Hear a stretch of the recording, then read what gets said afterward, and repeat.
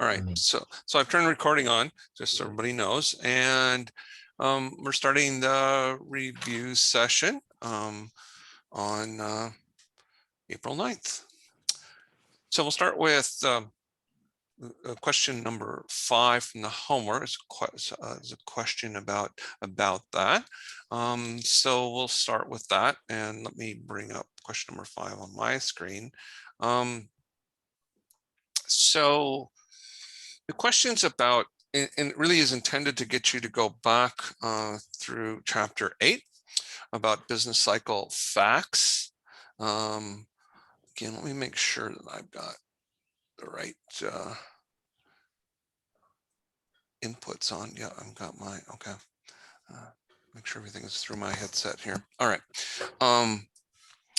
So to get you to go back through chapter 8 and the business cycle facts, now that once you get in the weeds in chapter 9. So that's why there's kind of an more extensive sort of opening to that question number 5, where it says the important goal of the course is to develop this model, ISLMFE, or aggregate demand, short aggregate supply, long aggregate supply, as well as all the underlying markets: goods market, the asset market, labor market, production function. And the point of chapter 8 is to say, here are what economists call the business cycle facts. Here's the behavior that needs to be explained. Well, not every up and down the economy, but rather these broad brush strokes, right? So the work that at the beginning of the chapter talks about the work that Arthur Burns and Wesley Clare Mitchell did back in the 1940s. That was actually related to the work I did for my dissertation, not back in the 1940s. I wasn't born yet, but it was a sort of a modern version of the work that they did, and I was using their work as a framework to look at some modern business cycles and business cycle behavior from those models. So I'm actually really familiar with their work, and the idea there is the business cycle facts. It's in particular around this notion of timing and pro-cyclical or counter-cyclical nature of business cycle variables, indicators, economic indicators, right? So in that chapter, and it talks about in summary box 10, right? You see in chapter 8, and this is in the homework question itself, right? So I'm not saying anything that's not there. You'll see that most of the variables, almost all variables are that we look at and that are in our model. The real interest rate, well, the real interest rate is a little bit different, but employment and output, investment, consumer spending, a variety of productivity, a variety of variables that we have in our model, they're pro-cyclical. Well, that's the whole point of what Burns and Mitchell were doing. They found when they looked at lots of different economic variables at the time, back in the 1940s, they found that a lot of them kind of moved together, right? That was how they got to the notion of a business cycle. I mean, that's how that notion came about. And their famous book is something called Measuring Business Cycles. That's where the work in the first part of that chapter discussing that is, and that's why it's there, because it was really the first deep dive into the notion of business cycles. And so with that in mind, the question is, how well does our model, right, explain the business cycle facts? In this case, to what extent does it explain the pro-cyclical behavior of things like prices, real GDP, employment, investment spending, consumption spending, etc., right? So we can use our model, ISLMFE, aggregate demand, aggregate supply model, to look at that, right? And the reason that this is on this homework is because that turns out that's an important. It's important to, as an economist, as a budding economist, as an economics major, that you have understanding about that. Because the bottom line, here's the punchline, right? Here's the punchline at the end, right? Essentially, right? right? That no one model, not the Keynesian model, the classical model, can't explain all the business cycle facts. That's why we still talk about Keynesian and classical models. All right. It depends on the assumptions. The key assumption is price rigidity or price flexibility, either way you want to look at that. Right. So let me I'm going to answer part of this, Ajara, right, and everyone else that's here, right? And I'll use it as a way for you to think about the rest of the question, right? So I'm not going to go through every part of this question, but I'll go through part of it to help you think about this, right?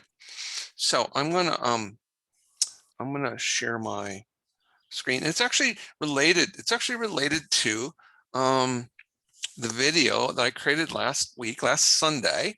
That I put in the announcements. It's in chapter. It's with the videos for chapter 8, right? It's actually related to that video as well. Okay. So what I'm saying here isn't something unique to you here, and this will be posted today for others who weren't here, but it's to get you to dig into that. So let me share the screen. And let me do a little bit of drawing. So here's the idea, or here's part of the idea, right? So if we have, I'm going to use the aggregate demand, aggregate supply model. And I'm going to use the classical case. I'm going to use the classical version. So we talk about it as the classical model, but it's really the classical version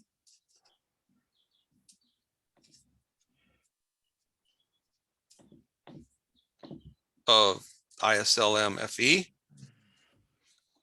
or aggregate demand, short run aggregate supply, long run aggregate supply. Okay. So, but often I talk about as the classical model. It's not like a separate model. It's still these models, right? And these are not separate models. The aggregate demand comes from so this is just a little background review, right? IS and LM to get together are aggregate demand, and FE corresponds to long run aggregate supply. And so there's a short run aggregate supply in the Keynesian model. So price levels on the vertical axis, real GDP is on the horizontal axis, right? This is the model that you learned about in Econ 201, Principles of Macroeconomics. And now you see where it comes from. So aggregate demand, that doesn't, Keynesian classical looks exactly the same.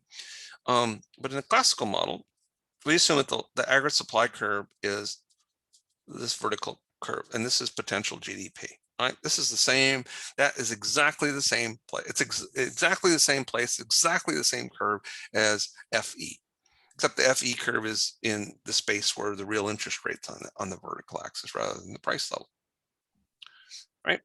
So here's the starting point. Here's the price level. Here's the level of real GDP, all right? Let's call that A. So the whole, here's the other part of chapter 8 and chapter 9. Here's the conceptual framework. So let me say that first. We start in equilibrium, right, when we're modeling things. We start in equilibrium, generally, unless you're given some other information that you're not. And we start in equilibrium. Something happens, right? That's a familiar phrase for me, right? Something happens. And something happens to knock the economy out of equilibrium. That's the point. The question is, what happens next, right? Remember the mantra that I've always used, right, is something happens, right? then which market, which curves, which way, right? That's the process and thinking about. In this case, it's not which we want to look at which market ultimately, but that's underneath all this stuff. Like underneath aggregate demand is IS and LM. Underneath IS and LM, right? IS is investment and saving. That's where the INS comes from. That's the goods market. And LM, that's liquidity, right? Money demand, demand for liquidity, and money, M, money supply. That's the asset market, right? All those things are underneath aggregate demand. So anything happens in any of those markets, it's going to affect aggregate demand. Boom. Like that's where aggregate demand comes from, right? And so goods market, IS, aggregate demand. Asset market, LM, aggregate demand, right? The long run Okay. hold on, let me finish this part off for a second. So the long run supply curve comes from the aggregate production function and the labor market. All right, so those are the things that are underneath those curves. We've just kind of got, now we're at a point where we've got them all together in one graph. All right, go ahead. Okay. And I'm noticing that with like what you were saying earlier about it's all about whatever changes happen to the economy, whether it's a tax break or interest rates increase or whatever the case may be. It's all about how it would affect how should we move it on the graphs, which graphs, and how should and which curves would move, and etc. Yep. So yeah, and I really like how it's coming together. It makes sense. I'm just trying to make get it to make even more sense just in my head. I think. So let me Okay. so let me give you, let's go through an example and see if this will help. Right. So this is related to this question five. Right. So this is all related. I just want to make sure as we go along we get a little background that might help you in other ways as well. Right. So let's say that right, we have stimulus checks. Right. We have now, you know, and so this is happening, right? You may have gotten them yourselves, or parents may have gotten them, but you may have gotten them yourselves already. Maybe you haven't gotten them yet, etc. Right? So, is that government spending? Yeah, you could think about it. It won't matter. It won't matter for this, but you could it's more like a tax cut, right? In the form of not in this form of tax rates, a lump sum tax, but it's a lump sum credit. It's a lump sum credit, right? You can, you know, it's a credit. You get a credit. It's in a fixed dollar. It's a lump sum. Everybody gets the same amount. It doesn't depend on income. Well, no, that's not true. Up to a certain amount, it doesn't depend on income. Then it does depend on income. Up, and then it's zero after a certain. So up to $150,000 for a joint account. It's 80,000 for individuals, I believe. I don't even remember, but I think that's right. Up to 150,000 for a joint. To get the full amount, and between 150 to 160, it starts to fade out in terms of what you get. And after $160,000 in income, adjusted gross income for a married couple, you no longer get any. You get zero for that, right? Mm-hmm. So this is a question. So this is a question from on the last exam, right? Or their homeworks, right? And we can ask the same question. We have more tools to work with now. So what's going to happen? And how does this relate to this question number 5? Right? Classical model.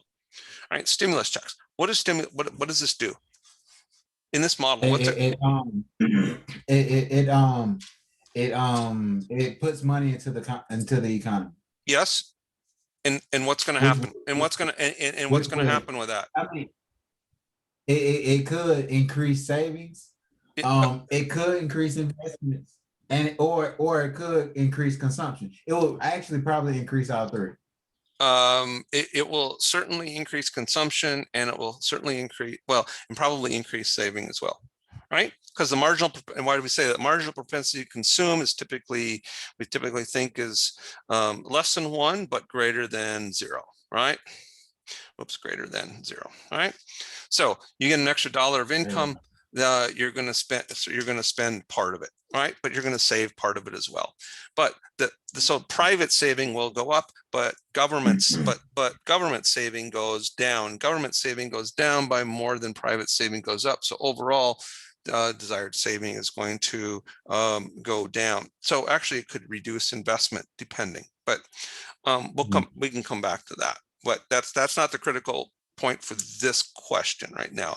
So if consumption, if consumer spending goes up, right, and if overall national saving goes down, right, because government saving goes down by, I don't know, 1,400, but private saving only goes up by 200, right, then overall national saving goes down. In other words, in this case, consumption goes up by 1,200. Pick your number, it doesn't matter, as long as it's not 0, right? So which curve? Well, we know that's goods market, right? Goods market, that has to do with the goods market, that has to do with IS, that has to do with aggregate demand. So we know it's aggregate demand, it's going to shift. Which way is it going to shift? But couldn't that be it? Since it is a monetary gain, it's just a straight cash, it's not necessarily a good. It doesn't have to do, it's going to lead to goods market because it has to do with consumer spending and saving, right? It's going to lead to increase in spending, right? So aggregate demand is going to shift to the up and to the right, right? That's what's going to happen. That's what happened. That's the deal. That's what happens with stimulus check. Now, the reality is we're not actually we're not actually at full employment right now. So in this case, we're somewhat to the left of full employment, but we can use it. For my purposes, I want to show this more broadly to get at HR's question about this number 5. I want to make a broader point. So don't get totally wrapped up in the stimulus check part here, but that's the way it just gives a real world example for this, right? So what's going to happen? What's going to happen? Well, in the classical model, what happens? Where do we go? We go right there. We go right there. Boom. That's the new equilibrium. What happens? Price level goes up. Price level goes up. Is there any increase in GDP? No. So in the classical model, changes in here's the point for question number 5. So question number 5 is getting in the homework is getting you to kind of pull back from the weeds and getting you to look over the whole thing, right? To get the main big point, right? It's a main point in economics, right? So shifts in aggregate demand only affect the price level in the classical model. But now let's go back to the business cycle facts, right? That's what this question is about. What do the business cycle facts say? When it says increases, so it says consumption, and back in chapter 8, consumer spending is pro-cyclical. It tends to go with the economy, right? Right? So consumer spending has gone up in this case. So if it's going with the economy, you would expect that GDP should be going up as well. Correct. But is that true here? No. Can't explain that. The classical model can't explain that business cycle fact. Right? That's a challenge. So if we were doing chapters 10 and 11, which we're not because I want to do some other things this semester differently, partly to respond what's happened in the US in terms of diversity, equity, et cetera, and what does that look like through the lens of macroeconomics in some respects, right? but if we did chapters 10 and 11, what we'd find out is that in the work in the last 20, 30 years, there's a new classical model. It came actually last 40 years when I was in grad school, new classical model to try and explain how that can be, because the model, to be a good model, needs to be explain the business cycle facts. That's the point. That's the point of this question. But we could go through in the Keynesian model, and there are certain business cycle facts that the Keynesian model can't explain. So chapters 10 and 11, which we're not going to cover this semester, go into stories, changes to the theories. So there are new Keynesian models, there are new classical models, and both of them are trying to account for more business cycle facts. That, bottom line, is the deal, right? So can demand side shocks this or policies in this case, can they explain or can they create business cycles? No, not in the classical model. The shock, not in the so demand side shocks can't create changes in real GDP, right? So let me this is a little aside, but they're inevitable, right? Correct. Hold on. Yeah, they are, right. So hold on to that thought. So here's real GDP, right? So this is time, this is calendar time. So this is 2021. Oh, I don't know, this is 1946 when we really started measuring this stuff sort of regularly in the US economy, in the post-war economy, post-World War II. So real GDP, if we actually plot data, right? This is like your Fred graph, right? The Fred graph that you need to be doing, right? For tomorrow, the Fred graphs, right? So this is what it would look like over time. Not out here past 2021. So sorry, right? So that's the actual, this is the actual GDP, the actual numbers, right? If we did a trend through that, it might look like, sorry, the actual is the blue here. The trend line, that's what we call potential GDP, potential real GDP. And so you see that sometimes actual real GDP is above the trend. Sometimes it's below the trend. When it's below the trend, what do we call that? That's called a contraction. Yes, it's contraction or a recession. That's right. Okay.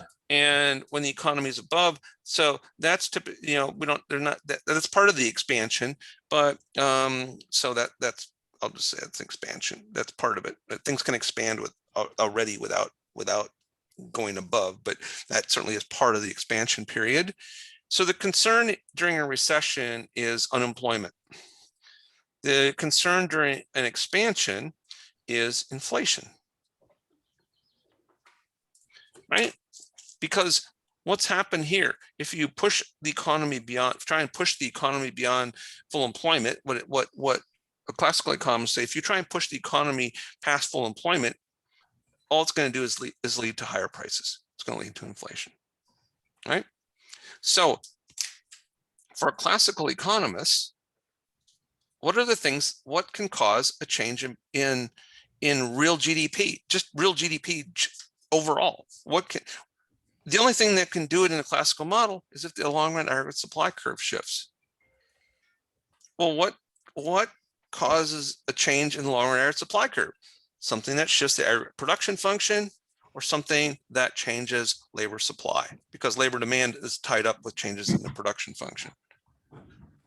Right? It's marginal product, changes the marginal product of labor. So then the question, and this is again in chapters 10 and 11, the question is, well, in classical model, new classical models will say, new classical economists say, like, well, okay. And so then the question is, well, instead of this aggregate demand shift, can a change in, what if there was a negative supply side shock? Well, in your book, in chapter 9, they actually go through an example about this, right? Maybe it's in one of the boxes, I think.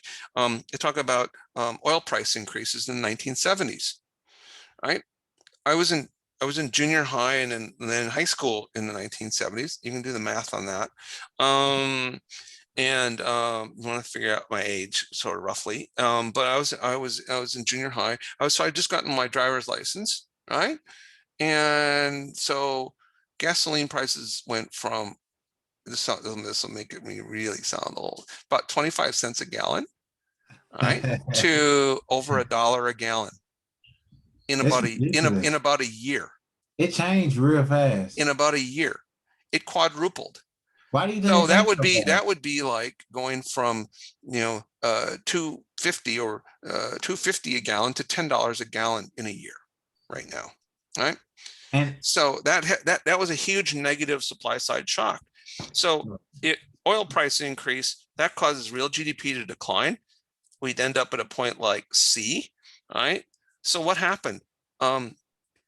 We get unemployment, right? Less employment, less GDP, less employment, and higher prices. So unemployment in the classical model with supply side shocks, the unemployment rate goes up and the inflation goes up. Well, that's exactly what was happening in the 1970s. So now try to, that doesn't work with the Keynesian model. All right, you can't explain that in the Keynesian model, which is why the Keynesian model kind of was under attack after that. So I'm gonna just talk a little bit about the Keynesian part of this. All right, so here's the difference. The Keynesian model, here's the aggregate supply curve. We call that the short run aggregate supply curve. But I'll put the full employment line in here as well, right? But the point is, in the classical model, real GDP, Y, changes in aggregate demand, in that case, right? You move along a flat aggregate supply curve, right? Because we assume the price level is fixed, it's rigid, it's not flexible. So in that case, you go from A to B, right? So what happens? You get an increase in aggregate demand coming about, because of a stimulus check. It could be the Federal Reserve reduces interest rates. It could be because consumer confidence increases, right? Which is a variable that you'll see reported every month in the Wall Street Journal. What about tax breaks? Yeah, so could be a stimulus check, could be tax reduction, could be firms' confidence about the economy increases, so investment goes up, right? Could be any of those things. Could be any kind of positive shock to the economy or positive policy move. So what happens in that case? You get an increase in real GDP. So at B, aggregate demand and aggregate supply are now further to the right of the full employment line, right? That is this situation right here. Real GDP, actual real GDP is higher than the full employment level of real GDP. We're beyond potential real GDP. That is what that's a GDP, called a GDP gap. All right. And the economists are always looking at that, places like the Federal Reserve, for example. What do you expect is happening to unemployment when this is happening? What's happening to the unemployment rate? What's happening to employment? There should be more jobs. Should be more jobs, exactly. So what's happening to the unemployment rate? Probably it's dropping. It's dropping. Yeah, exactly. Right. So pro-cyclical, right? So in the Keynesian model, all right, you'd have an increase in GDP, you'd have an increase in employment, you'd have a reduction in the unemployment rate. And if you look at that table 10 in chapter 8, the summary table 10, You see the unemployment rate is counter-cyclical. So boom, yep. Employment is pro-cyclical. Boom, yep. Counted for that, right? What about the price level? Well, the price level turns out in chapter 8 turns out to be pro-cyclical as well, right? But what's happening in the Keynesian model? No, there's no change in the price, right? So it can't account, the Keynesian model can't account for that. Now, there's some other things that are problematic too, because in the Keynesian model, right, the labor market essentially goes away in the Keynesian model, right? In the classical model, it's always assumed that the economy is at full employment, equilibrium in the labor market. Why? Because the real wage will adjust, nominal wages will adjust to bring about equilibrium in the labor market. Just like the price level adjusts to bring about equilibrium in aggregate demand, aggregate supply, right? So in the classical model, prices and wages do the adjusting to always bring the economy back to full employment very quickly. In the Keynesian model, it's the opposite. We assume that prices and wages don't adjust very quickly. And so you can be away from full employment for extended periods of time. So ultimately, one of the areas for research in macroeconomics is like, well, how flexible are prices and wages? Because that gives you some notion about which version of the model, the Keynesian classical model, might be a better predictor, let's say, of the economy in the future, going next 6 months, let's say, et cetera, right? So in the Keynesian model, the assumption is not that wages adjust to bring about equilibrium in the labor market. The assumption is that there's a pool of labor that firms can hire from. Well, what does that mean? That means there have got to be some workers that are unemployed, right? If employment's increasing, it's got to be there. And so how can there be unemployment? The classical model can't explain unemployment, right? So they have to have stories about that. Chapters 10 and 11 kind of talk about stories that they, new classical economists have tried to explain that. For the Keynesians, they have to explain, well, why would there be unemployment? Which means that the real wage is higher than the market clearing real wage in the labor market. Why is they have to have a story for that, which they do. They've tried to come up with a story for that, called something called efficiency wages and blah, blah, blah, right? That's in chapter 10 and 11. We don't need to do that to be able to talk about those models. Those are the refinements to those models that they have come about in the last 30 to 40 years to try and make those models better fit all of the business cycle facts. So in this case, there are more workers, less unemployment.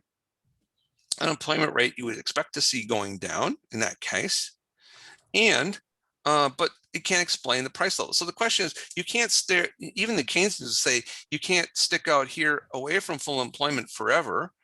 It's not like they disagree with the underlying model. The question is, how fast does it happen? And they would say we could be out here for a while, right? But eventually the price level is going to start to go up. In other words, this aggregate supply curve is going to start to shift up. And over time, we'll eventually have all these curves back in equilibrium at full employment again. So kind of the economy would kind of do this, right? Which is where we end up in the classical model. The question is, the only difference is how long it takes.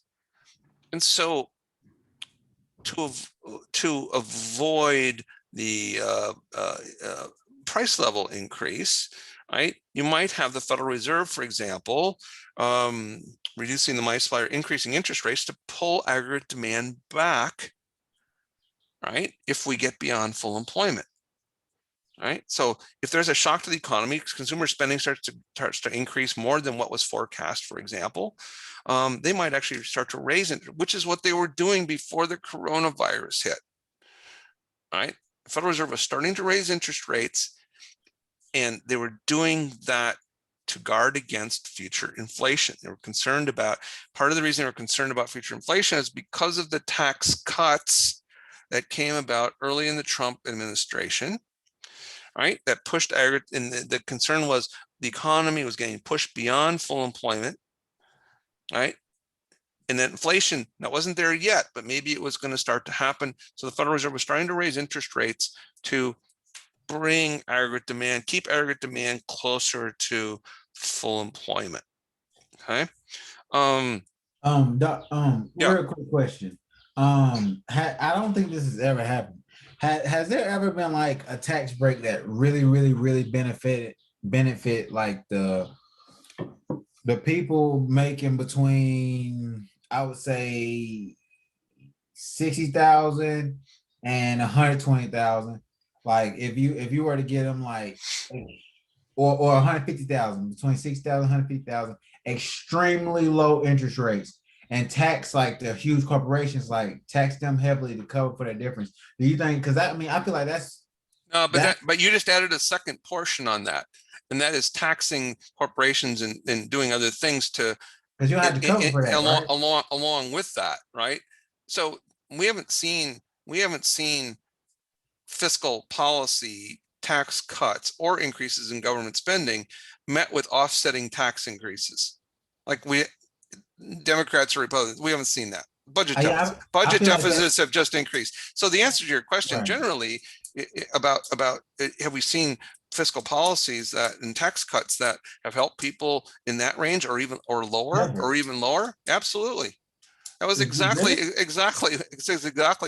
This is not a political statement. This is an economic statement. The tax cut during the Trump administration that you and I and everybody else are benefiting from right now because we have lower tax rates than we did 4 years ago.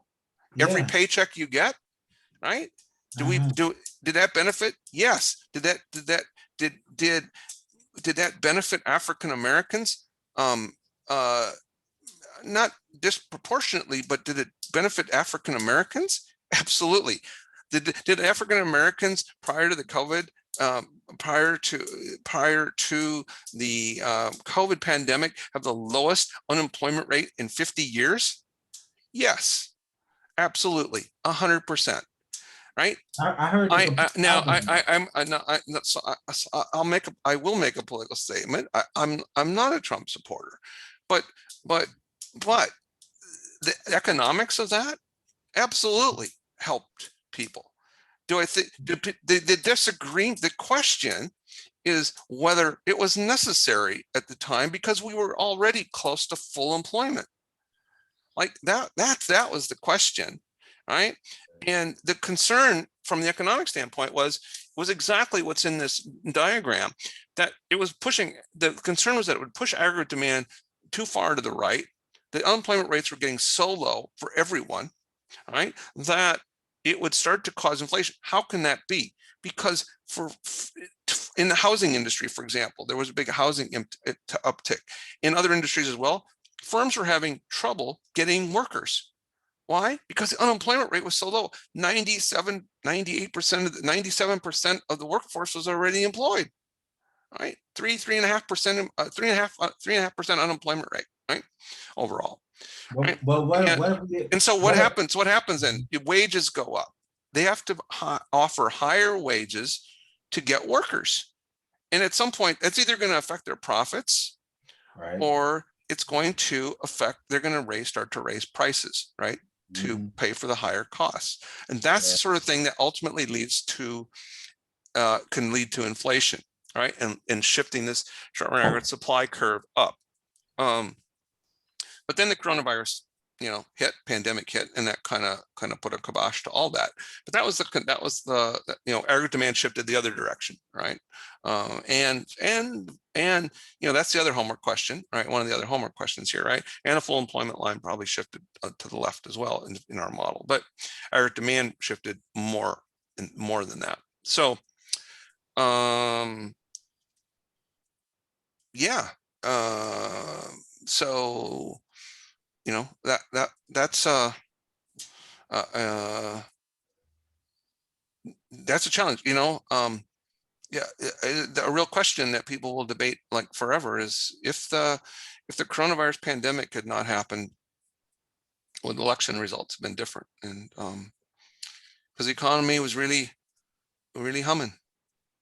And you'd expect that. That's the point. You expect that because those tax cuts pushed aggregate demand out, increased aggregate demand. That's exactly what you would expect. But he had inherited a pretty good situation as well. He did. He did. It was already increasing. It was already improving. Aggregate demand was coming back from the Great Recession of 2008, 2009.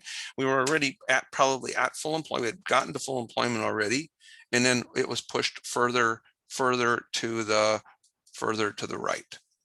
Yeah, I feel like it would have been hard to mess that up too fast. You I mean, know, because he inherited a pretty good situation. he did. Yeah, that's correct. That is And correct. That I is believe correct. that the Keynesian model, Keynesian. Keynesian model takes more relevance on our economy than the classical model. It might, that in general that may be true, or in a lot of cases that's true. In the 1970s, that was absolutely not the case. The Keynesian model couldn't. So here's the deal, right? The Keynesian model can explain aggregate demand, what happens with aggregate demand shocks, but it can't do very well with aggregate supply shocks. The classical model can explain things that happen with aggregate supply shocks, but not very good with aggregate demand shocks. Mm-hmm. And it's a question that, is it more aggregate demand shocks that affect the economy or more aggregate supply side?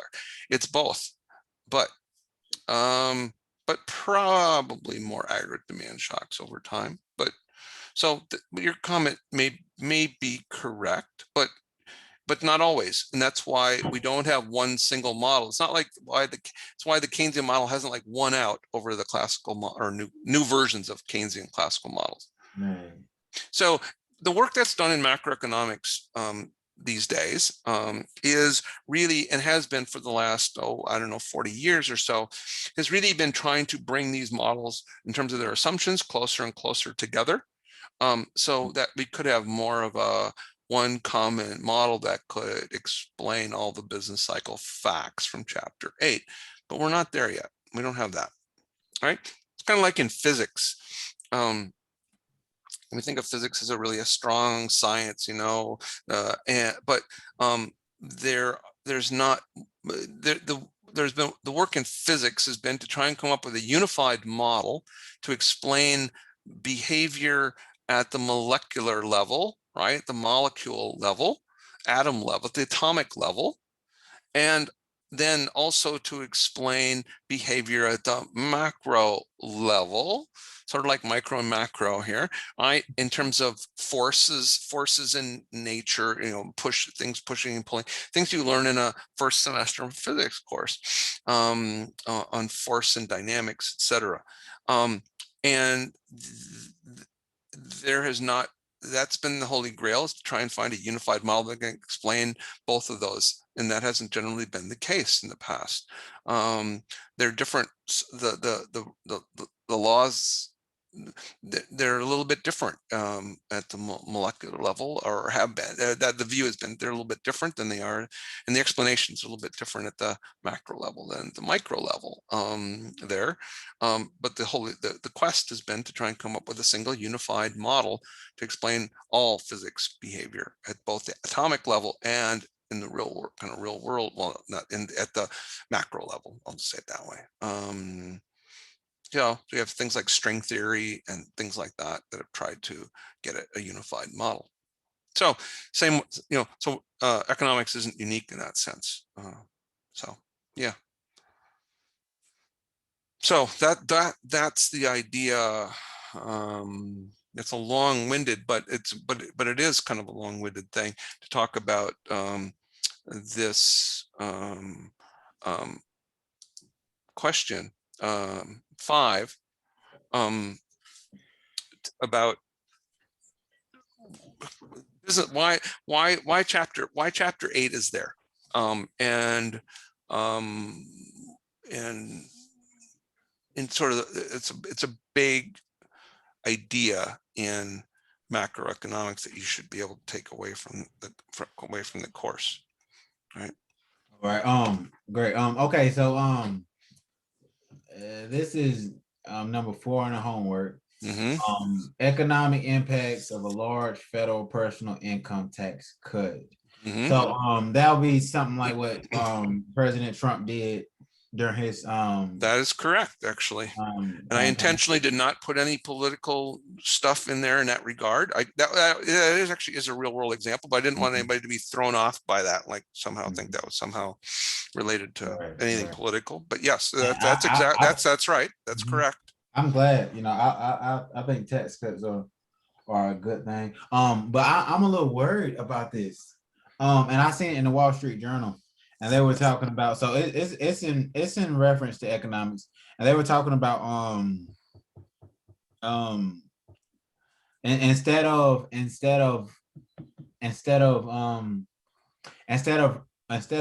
raising the tax rates through on large corporations, which is what Biden was kind of proposing to Correct. pay back Correct. his plan, Correct.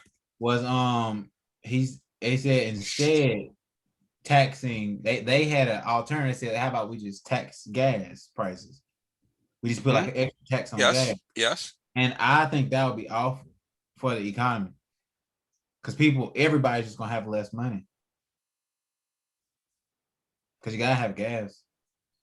Okay.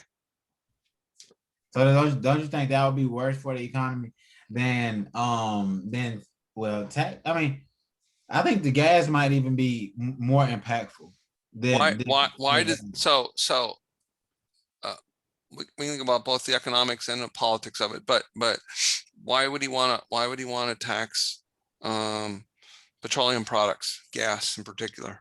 Well, it wasn't.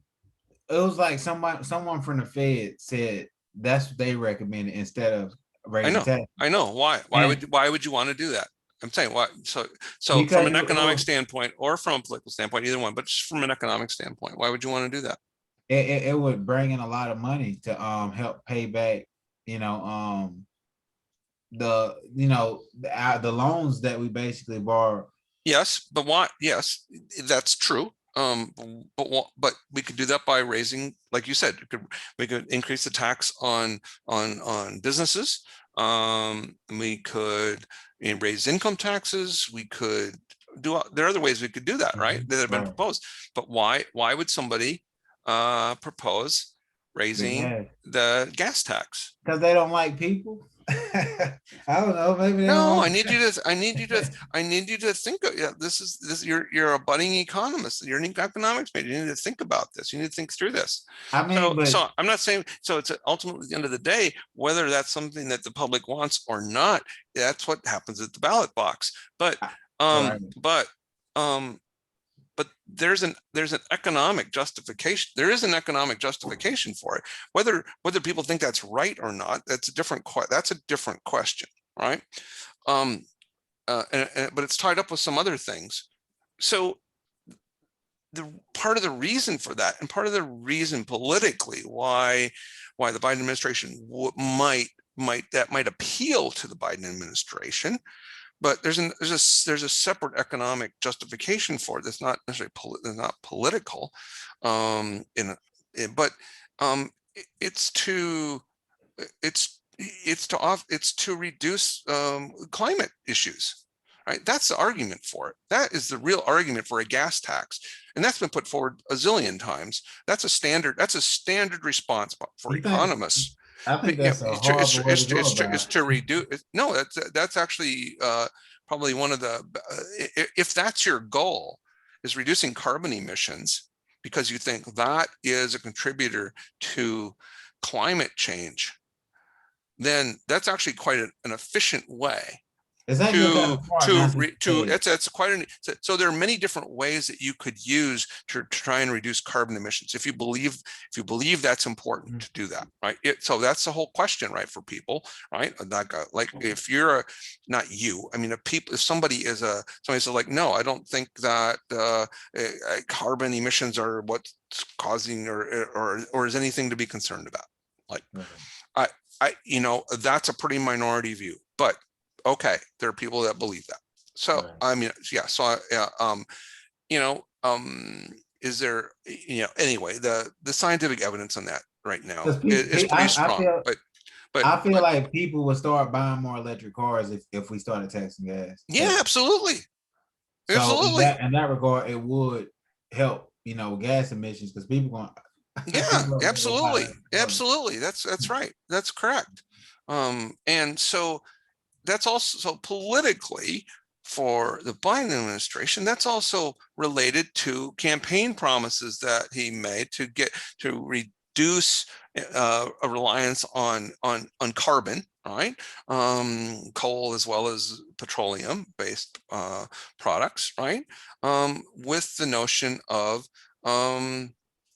improving the climate, right? And the Paris Accord and all of that, right?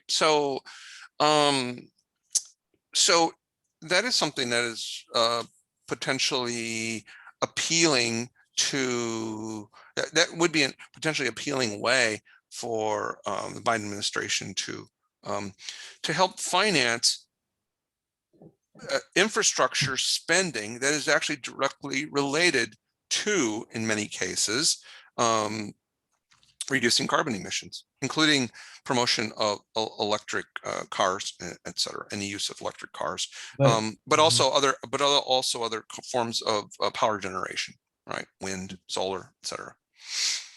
Yeah. Mhm.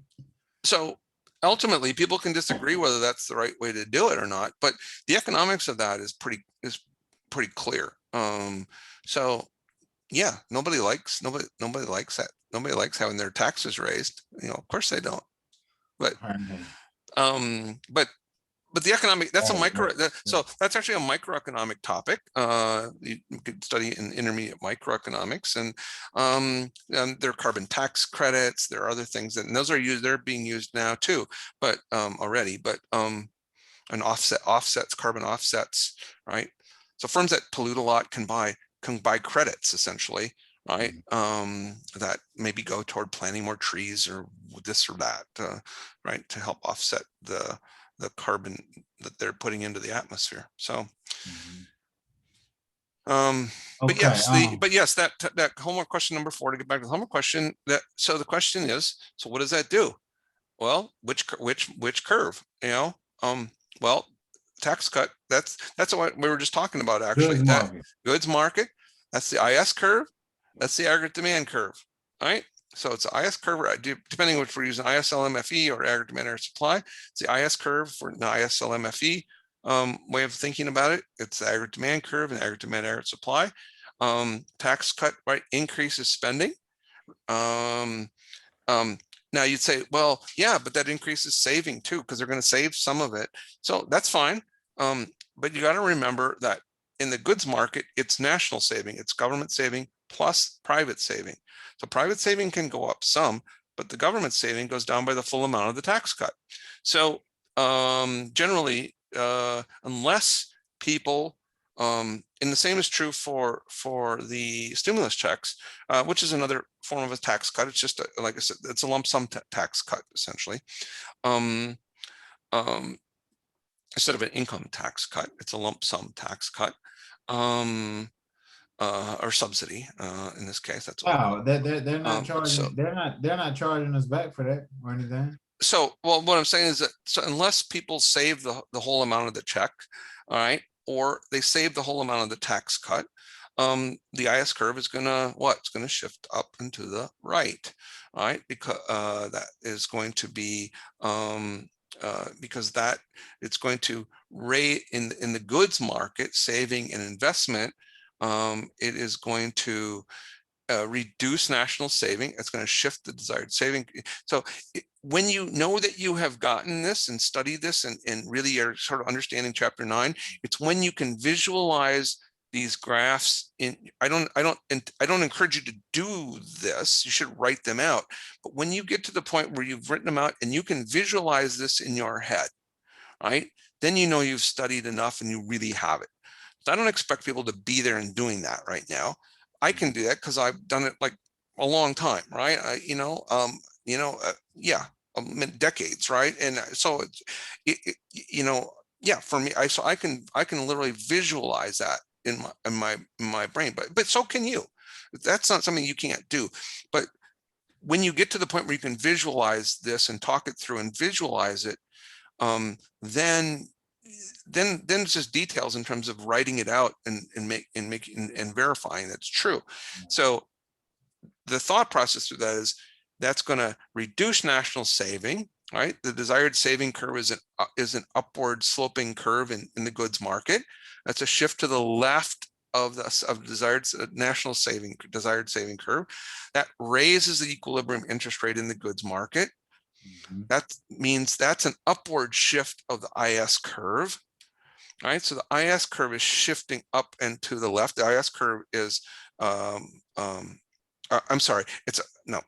See, now I'm going through that in my head. So I just caught myself. I knew that wasn't right.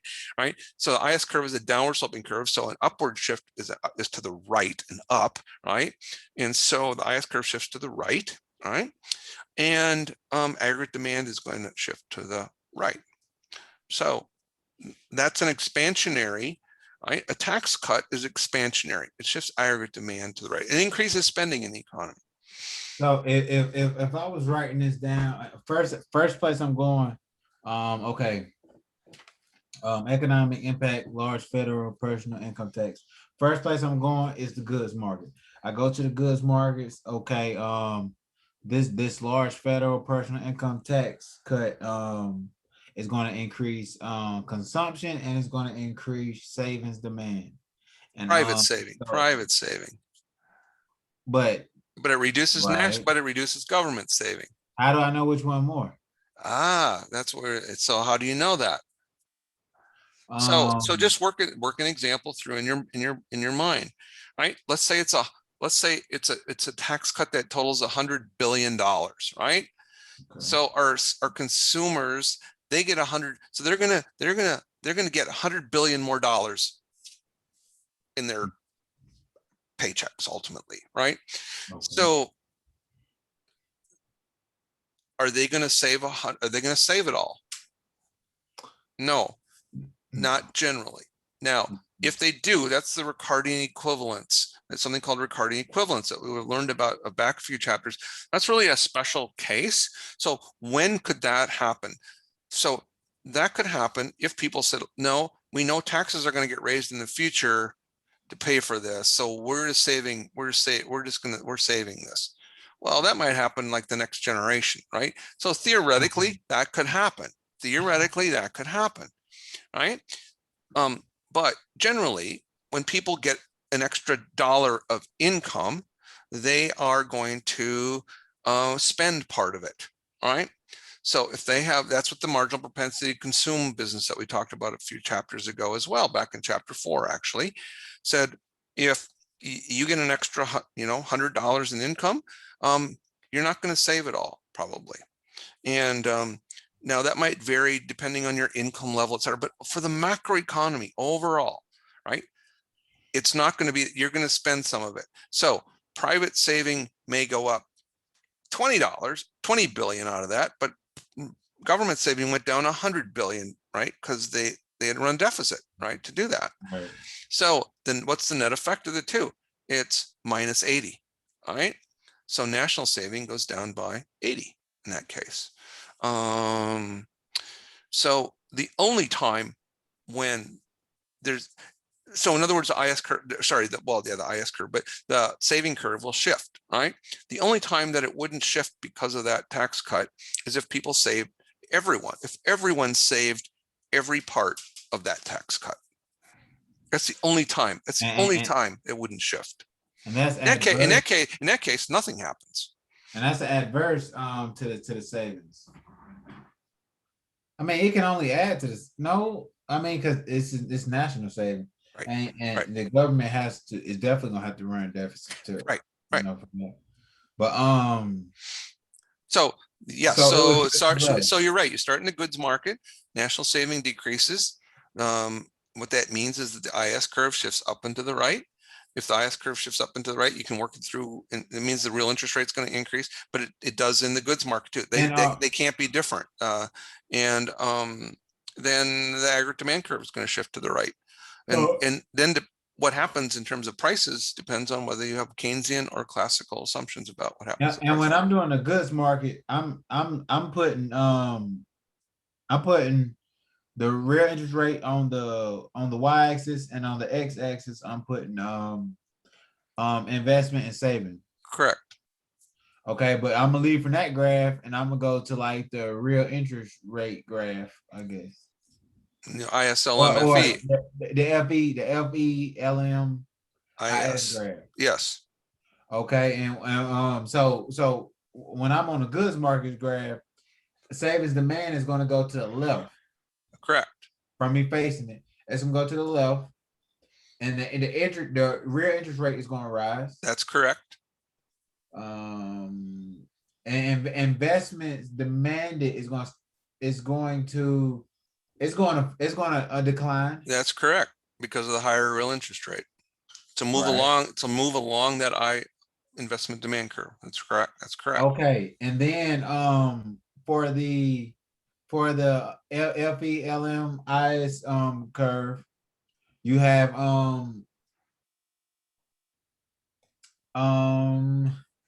LM which deals with aggregate demand. FE is the labor supply. IS deals with the asset market And the goods market. Am I all over the place? I feel like I'm all over the place. Yeah, that one. Yeah, it's you're right now. You're a little bit all over the place. Yes, yes.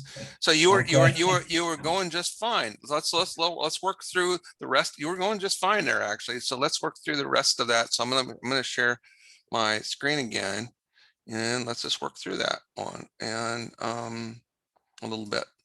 So, so let's work the ISLM FE part, right? Here's the IS, here's the LM. FE, we draw them all, right? Equilibrium, general equilibrium, that's what general equilibrium means, when all three lines are crossing at the same place, right? Because every point on this LM curve is an equilibrium point in the asset market for different levels of real GDP. Every point on this IS curve is an equilibrium point in the goods market for different levels of real GDP. And this line represents equilibrium in the labor market, right? So only place where all three markets are in equilibrium is there, right? Because that's, so here's our starting point. This is full employment.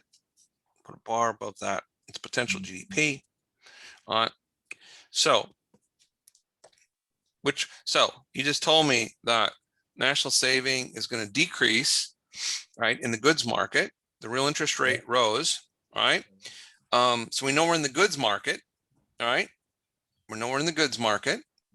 So which curve in the ISLM FE? If it's the goods market, we are talking about the LM curve. I am looking at you really closely right now. The IS curve is asset curve. No, I and S, right? That's the investment demand, savings demand. IS. Oh, that's a goods market, right? That's definitely the goods market. So that's what I'm saying. This, you don't need to think about like IS is something new, it's something different. Like, no, it comes from that. That's why I'm telling you where it comes from. That I and S, like that's your clue. Boom, right there. And L and M. So M is money, right? M, that's easy to remember because M, money, right? That's the asset market. L isn't as easy to just remember, but it has to do. L stands for liquidity. Liquidity means money, holding on to money rather than other assets, right? Liquidity means how easy is some asset able to turn into something you can spend for goods and services, right? So that's L is liquidity. That's money demand. M stands for the money supply. So that's the asset market. All right. And so now let's go back and let me ask the question again. You told me that the tax cut is going to shift the desired saving to the left in the goods market. All right. So it's a goods market. So it's going to shift the IS curve. We've determined that. All right. So if it's going to shift the IS curve, and we know in the goods market that the real interest rate went up, right? Correct. You told me that, right? Yes, sir. All right. Uh-huh. So there's only one way that this curve can shift and have the interest rate go up. Like if I'm just being if I'm just being mechanical about it, right? To the right. Yeah, it has to be. Like if it went to the left, it would go down, right? The real interest rate would go down. So, right, shifted to the so new curve to the right. So we're not in equilibrium anymore, right? But we are in equilibrium in the asset market. That's correct. In right there. All right. At that point right there, we're in equilibrium. We're in equilibrium in the goods market and the asset market, but we're not in equilibrium in the labor market because we're off the FE curve. All right. So the key deal here is with the ISLM is, well, in with the business cycles and ISLM and FE model, right? The key deal here, the key the key deal here, yes, is that IS and LM, the intersection of those two determines the actual level of real GDP, whereas FE determines the potential real GDP, right? Full employment GDP, right? So IS and LM, there's the actual level of real GDP. It's now above potential. We're beyond potential GDP. It's bigger, right? To the right, it's right. It's bigger numbers to the right, right? So what part of the business cycle are we in? We are in expansion. That's correct. Boom, that's correct. We are above potential GDP. So if we were looking at that real GDP graph, this is real GDP and like, sorry, this is over time, right? This is real GDP, right? We are at this point, and if this was the trend, long run trend that we're kind of draw through there, potential GDP, we are at a point like here, right? Or above, at a point in time where the actual level of real GDP is above the potential level. All right. That's another way to think about that in terms of real world data, right? A picture of real world data, right? A Fred graph, right? So now we're out there. Business cycle expansion. That's good, right? What's happened to employment? Well, more GDP, higher level of demand for goods and services, more spending, more employment. Unemployment rates going down, right? That's the story, the real world story of what's happening in this model, right? In this graph. So in the course, you need to be able, one of the goals is to be able to go back and forth between the model and the real world. So we could start with the real world and use our model to explain that, or we could use the model, right, and then say, well, so what would the story be? What would the headlines look like in the Wall Street Journal? What would the story be in the Wall Street Journal, for example? That was part of the reason for having you do those weekly macro postings, right? Is to get you reading the Wall Street Journal on a regular basis, you get a feel for what's going on in the actual economy. Expansion periods causes rise in interest rates. It depends if the expansion is because of a shift in IS or LM, but that'd be an interesting exam question, actually. Yeah. All right. So yeah. So is that necessarily so? In other words, are real interest rates necessarily pro-cyclical? Do they go up when GDP? In this case, they do. But if the LM curve was shifting out instead, the Federal Reserve policy is what shifts the LM curve, right? Instead of a tax cut, let's say, what if it was the Federal Reserve reducing interest rates? Well, then that would be a shift in the LM curve out to the right, and we'd be here, all right, and the real interest rate would be lower. So not necessarily expansion, lower real interest rate, expansion, higher real interest rate, could be either one. And if you go back and look in chapter 8, in that summary table 10, that's actually what it says about the real interest rate. It doesn't say it's pro-cyclical. It doesn't say it's counter-cyclical, right? It's not clear. It could go either way. Sometimes it goes one way, sometimes, but that's what our model would say too. So our model here is consistent with that. This is just one example of that. So what's going to happen in the short run? We're going to stick here. What's going to happen over time? the economy, Keynesians and classical economists would agree that the economy is going to come back to full employment on its own over time. Question is, how much time? That's the question. That is ultimately the question. For the Keynesian versus classical law, that is ultimately the question, is how fast do prices adjust? That's it. I mean, that at the end of the day is the difference. And I mean, so if when prices adjust, what happens? The LM curve shifts. So it's always the case that over time, that if the economy is, so in this case, something happened to knock the economy out of general equilibrium, right? In this case, it was a tax cut, right? So, but the economy is always going to tend, this is the theory, the economy is always going to tend to go back to full employment. There are forces at play to cause the economy to go back to full. In this case, what's the force, right? Unemployment rate is going to get really low. Firms will start to have to pay higher wages for workers, right? That's going to increase costs. That's going to tend to cause them prices to go. They're going to raise, at some point, they're going to start to raise prices. So that's going to shift the LM curve to the left. And ultimately, we're going to get back to full employment, even without anybody doing anything. That's the argument, right? As the price level goes up, that's going to shift the LM curve back. The question is, how long does that take? The other thing that could bring us back to full employment is if instead of prices going up, the Federal Reserve could raise interest rates and shift the LM curve back through monetary policy. That can bring us back to full employment as well. Interest rates will be higher, right? But you won't have inflation. That's what the Federal Reserve is always trying to figure out. Where are we relative to, like, potential GDP is not something we make up, but it's not something that we can measure. Well, we can estimate, but there's not like a thing called potential GDP. It's the amount of output that you would have at full employment. So we can try and estimate what that is, but it's not like actual real GDP that we can just say, well, we can measure up all this stuff and come up with a number, which is how we get real GDP numbers, right?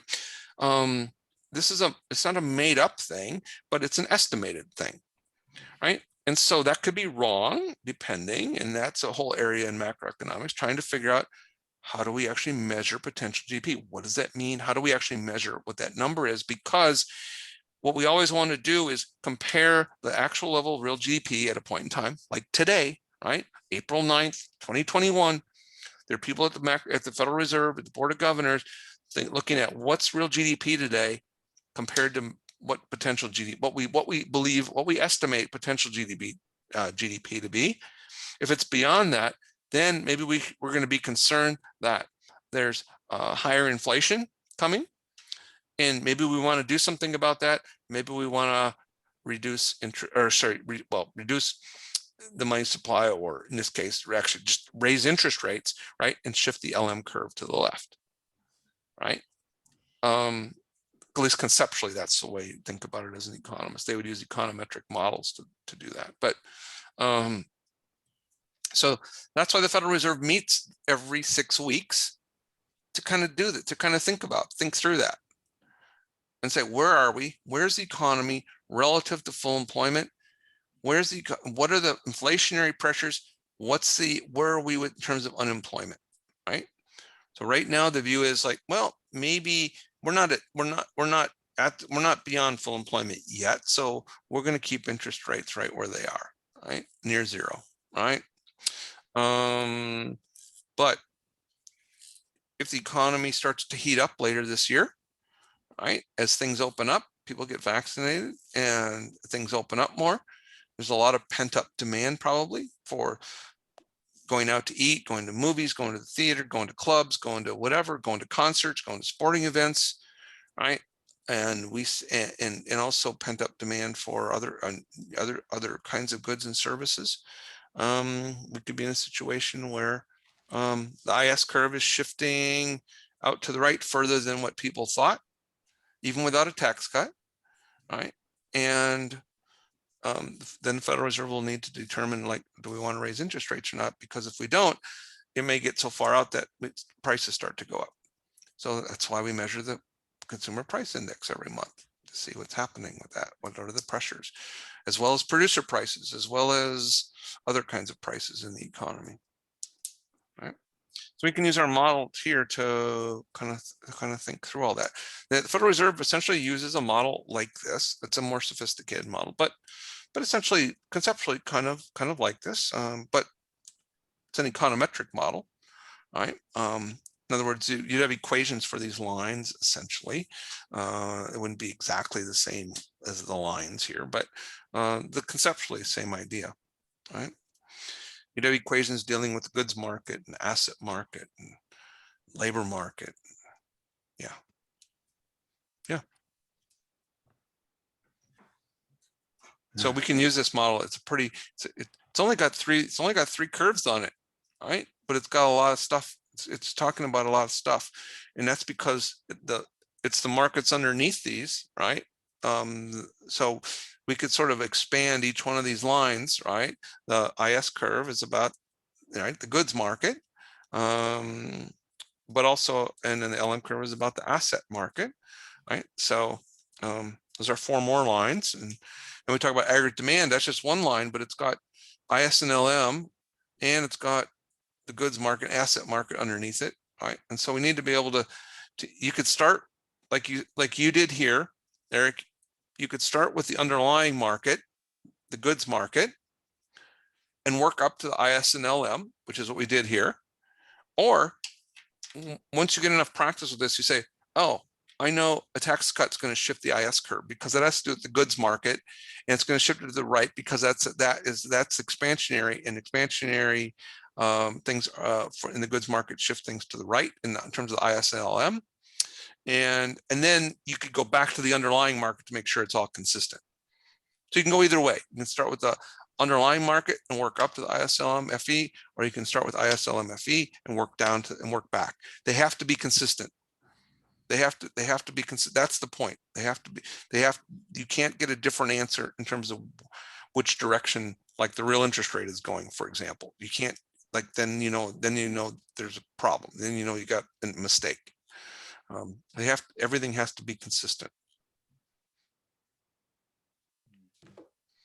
So that's a good thing in the sense that if you know it one way, then you know ultimately what has to happen to things like real GDP or the real interest rate. So you kind of know the answer. Then you know what the curves, you have to shift the curves in the way that makes that happen. Okay. Okay. Economic impacts of a large new federal program, infrastructure spending program. Okay, we have infrastructure spending. Okay, and this is dealing with the asset market. But or do things don't always start in the goods market? They don't always start in the goods market, but does this start in the goods market? Economic impacts of a large new federal government infrastructure spending program. Spending, government spending, government spending. Where is spending? Which market? Spending. That would be the money market. So that's like the L, no spending. SRAS. Which, yeah, but no spending. That'd be the money market. No, it's not the money market. Why not? Why isn't it the money market? Money market has to do with the money supply. It's not spending. Money market's simple. Goods market. The money market's simple. The only thing there, Federal Reserve. That's it. So at this point, or at this, maybe not at this, even at this point, by Tuesday, right? By exam day, all right? You should be at a point where you say, oh, LM, the only thing that really is going to shift that is the Federal Reserve, or prices, or the price level changing, right? To move back into equilibrium. Spending, consumer spending, that affects saving, IS. Firm spending, that's I. New capital, that's I. That's I and S, right? In the goods market. What about government spending? That affects saving by the government, That's the national part of national saving. Mhm. Anything having to do with spending, CIG, right, has to Right. do with the goods market.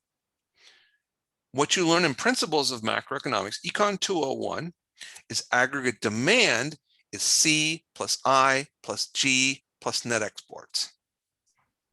Now you know why. Now you know the why behind that, why that is, right?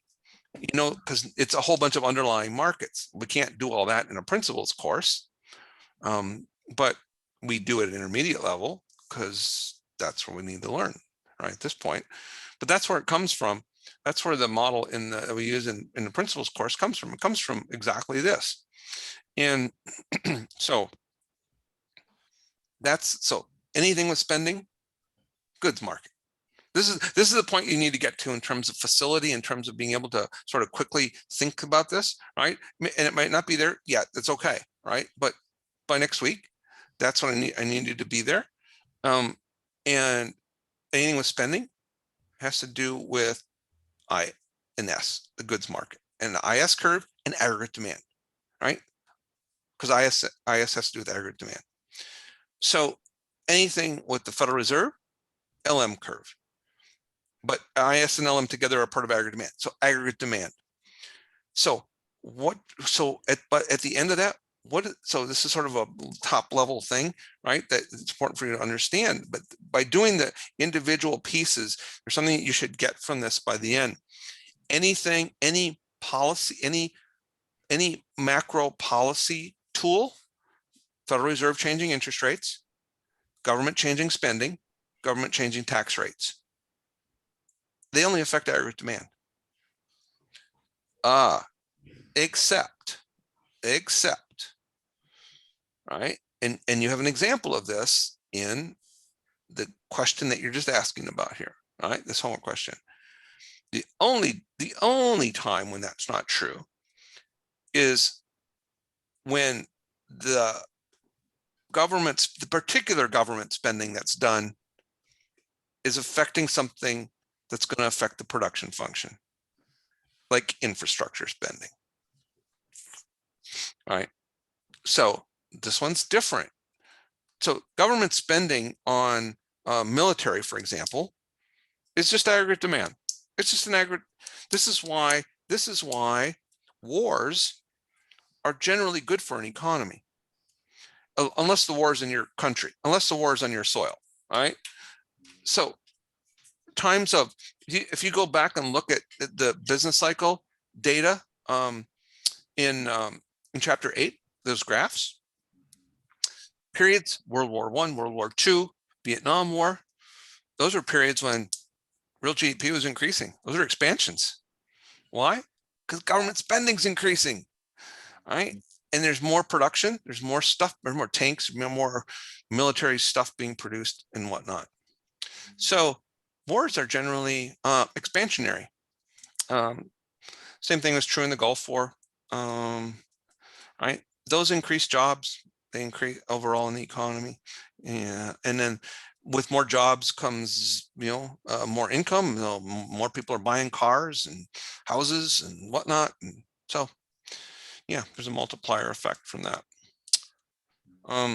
So government policy, taxes, government spending, and the Federal Reserve, they affect aggregate demand. That's really the only thing they can do is so this is why aggregate supply shocks are a problem in the economy.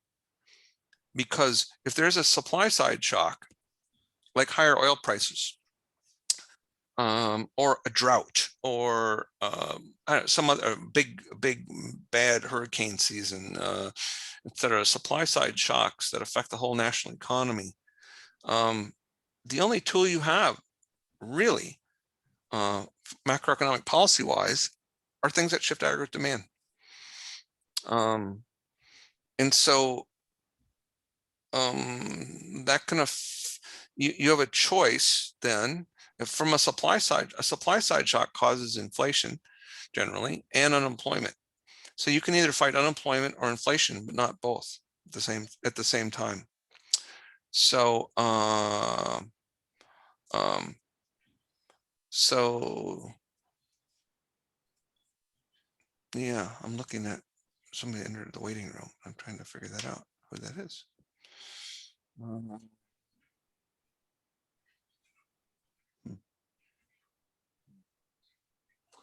So hold on, I'm letting this person in, but so who is Mo? Did I just let in? Oh, sorry, that person's not on yet. Hold on just a moment, folks. Alexis and Eric, hold on just a moment.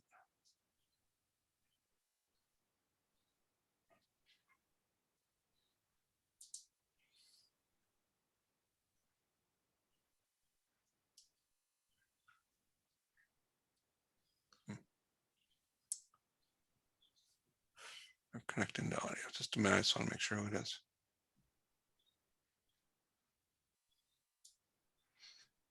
So hello, Mo. Who is Mo?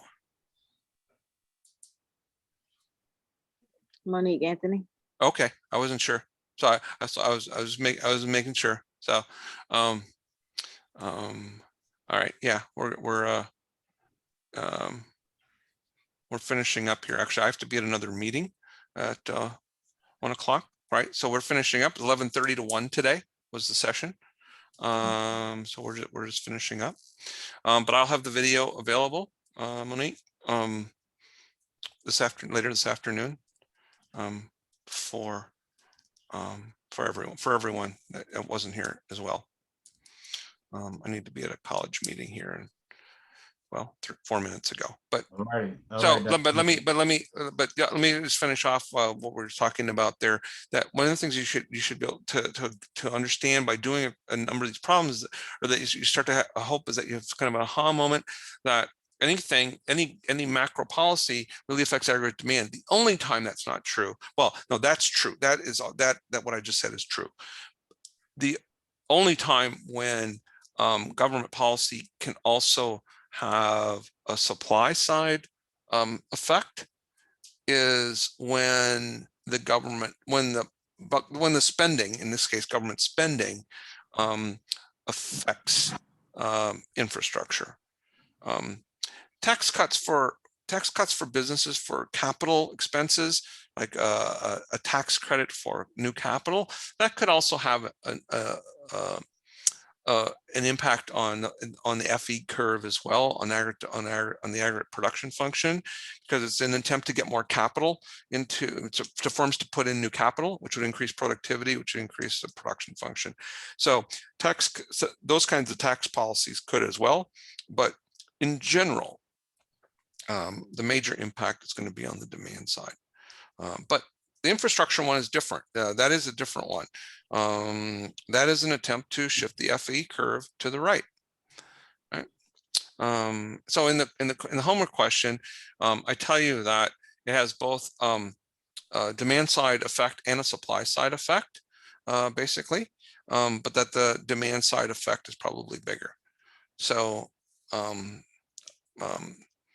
so that you don't have to guess and try to understand like which one is it going to affect more. So I didn't want people to have to think about that, but I just kind of work through what the idea is there, right? But to point out, you can look at this real world event that's happening, policy event that's being put forward, being debated in Congress currently, and we can use our model to look at that, right? And that one really is an attempt to move aggregate supply or the full employment line, long aggregate supply, to the right.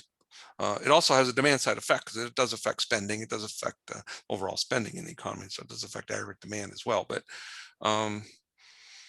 yeah, and both Democrats and Republicans should generally be in favor of things that shift the long aggregate supply or full employment to the right. The argument that the political arguments right now have to do with the impacts of budget deficits from that, right? So the Biden administration wants to finance that with higher income tax or higher tax on firms, or maybe a tax on carbon